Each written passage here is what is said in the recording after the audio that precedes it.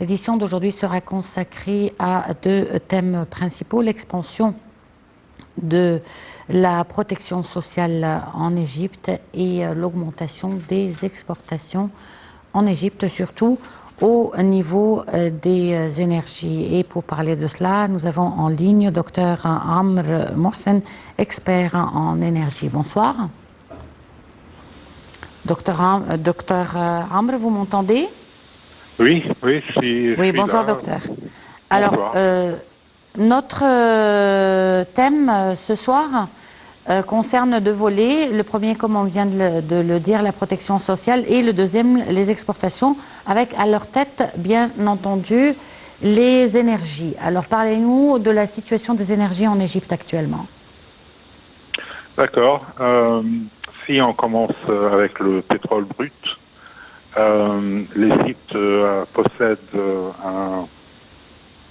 des réserves de pétrole brut qui, en placement mondial, place l'Égypte comme le pays 25e en réserve. Et les réserves qu'on possède maintenant sont équivalentes à notre consommation pendant 14 ans. Donc, on a une suffisance et c'est tranquille. On a arrêté à partir de 2015 d'exporter du pétrole brut puisque notre consommation, notre demande a dépassé notre production. Donc, depuis l'année 2015, on importe du pétrole pour satisfaire notre demande, mais c'est pas une situation critique. Donc, ça marche dans le pétrole.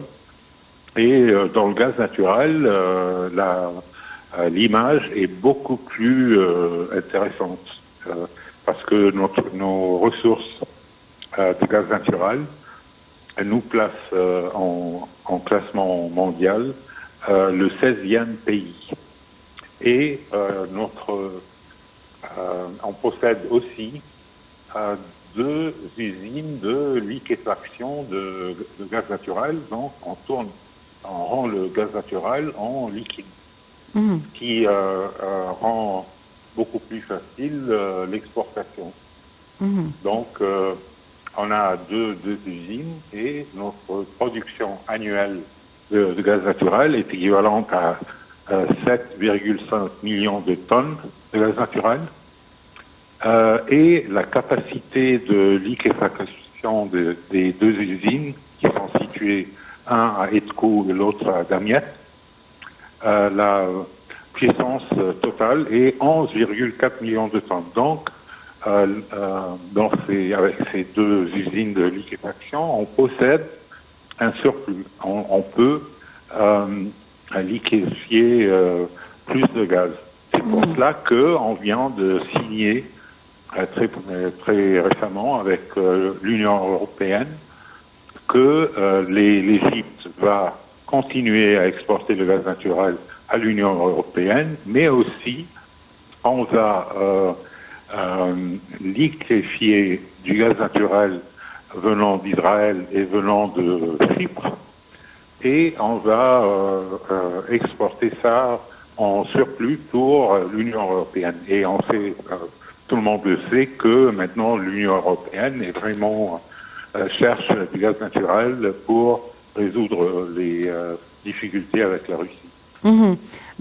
Justement, ici plusieurs questions, puisque cet accord a été signé essentiellement à cause de la guerre en Ukraine et du besoin de l'Europe en gaz naturel. Donc, est-ce que cela va affecter les prix du gaz? Ça, c'est une chose. Autre chose, est-ce que nous avons une quantité suffisante, même liquéfiée, pour subvenir aux besoins de l'Union européenne? Oui, absolument. C'est-à-dire, comme je viens de le dire, on a une puissance de liquéfaction qui dépasse notre exportation comme l'Égypte. Donc, on va exporter le gaz naturel égyptien et aussi de deux États, Chypre et Israël. Donc, l'Union européenne sera très contente, si vous voulez, de recevoir un maximum de gaz naturel à partir de l'Égypte. Mhm. Et concernant les prix, est-ce que les prix du gaz vont changer avec cette crise? Oui, absolument, bien sûr. Ils vont augmenter. Oui, ce qui va devenir beaucoup plus rentable pour l'économie égyptienne. Et je peux vous dire que même avant la hausse des prix que tout le monde attend, le revenu à l'économie de l'Égypte de l'huile brute et du gaz naturel, ça fait 24% de la production globale du pays, c'est-à-dire de notre production globale en 2022, 24% ou peut-être plus viendra de l'industrie du pétrole brut et gaz naturel. Mhm. Bon, et concernant les autres types d'énergie, surtout les énergies renouvelables, je parle des éoliennes, de l'énergie solaire, où en est-on de ces énergies? D'accord. Il y a deux points de vue, à mon avis. Il y a le point de vue quand on produit pour consommation locale et quand on produit pour l'exportation. Donc, le premier point de vue, le gouvernement continue à faire beaucoup d'efforts à augmenter notre production d'électricité propre à partir des ressources éoliennes au golfe de Suez et à partir de l'énergie solaire optique à Benben, bien sûr, et dans d'autres places en Égypte. On continue à augmenter les centrales et les éoliennes et même l'énergie hydraulique, c'est-à-dire on vient de voir le travail qui a été fait sur le barrage d'Assiout pour augmenter la quantité d'électricité produite à travers de l'hydraulique du Nil. Et donc ça marche très vivement. Et l'autre point de vue de l'exportation est un peu plus difficile parce que si vous voulez par exemple exporter de l'électricité que vous produisez à partir de l'éolienne ou l'énergie solaire ou l'énergie hydraulique vers l'Union européenne, il faut avoir des câbles. Donc ça prend du temps et ça coûte un peu. Il y avait un projet très très célèbre que les Allemands appelaient Desertec et que les Français appelaient le plan solaire pour la Méditerranée. Et justement, les deux projets voulaient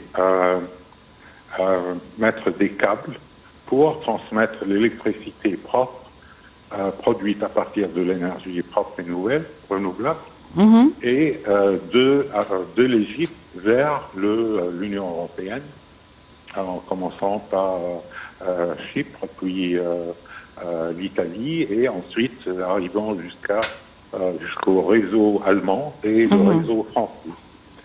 Mais ça prend un peu plus de temps parce que, comme je viens de le dire, il faut mettre des distances de câbles de centaines de kilomètres. Donc c'est quelque chose qui prendra du temps et demandera un investissement très, très sérieux. Ou alors, ça nous servirait en Égypte à diminuer notre consommation en gaz naturel, par exemple. Donc, on aura plus de réserves qu'on pourra plus exporter, n'est-ce pas? Oui, absolument. C'est-à-dire que on vient de